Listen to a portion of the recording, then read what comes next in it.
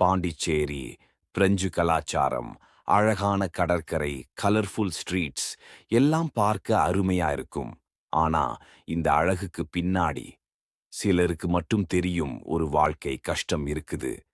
காலை 4 மணிக்கே மீனவர்கள் கடற்கரைக்கு போய், இன்று கொஞ்சம் நல்லா கிடைத்தா வீட்டுல சமைத்து வைக்கலாம்னு நம்புறாங்க. கூலி வேலைக்காரங்க, மண் தூக்குறவங்க, கட்டுமானம் போறவங்க, கிளீனிங் பண்றவங்க, அவங்க எதிர்பார்ப்பு ஒரே ஒன்று. இன்றைய சம்பளம் வீட்டு செலவுக்கு போதுமா? ஆனா அந்த நம்பிக்கையையே தினமும் உடைக்கிறது. சாலையில ஒவ்வொரு மூலையிலும் நிக்கிற டாஸ்மாக், வைன் ஷாப், குடிச்சு போற ஆளுங்க. வீட்டுக்குள்ள வந்ததும் கோபம், சண்டை, பெண்களுக்கு அவமானம். சில பெண்கள் தான் சாலையில கூட நிம்மதியா நடக்க முடியல. கிண்டல், விசில், பார்வை, இதையெல்லாம் பொறுக்கிறது தான் அவங்க கஷ்டம். ஒரு அக்கா சொல்றாங்க, நாங்கவும் பாண்டிச்சேரியில தான் பிறந்தவங்க. ஆனா இந்த நகரம் செலிபிரேட் பண்றது கடற்கரை. எங்களோட கஷ்டம் யாரும் கேட்கவே மாட்டாங்க.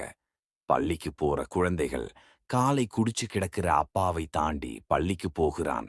அவன் மனசுல ஒரு துக்கம். எங்க அப்பா ஏன் இப்படின்னு. மாலை நேரத்தில் கடற்கரையில கூட்டம். ஆனா சில பெண்கள் மட்டும் தூரம் நின்று குடிச்சு வர்றவங்க வழியா வரக்கூடாதுன்னு பார்த்து கிடக்குறாங்க. இந்த பாண்டிச்சேரி அழகான நகரம்தானா இருக்கட்டும். ஆனா இந்த மக்களின் கண்ணீரோட கதையும் யாராவது ஒரு முறை கேட்டா அதுவே இந்த நகரத்துக்கு பெரிய மரியாதை.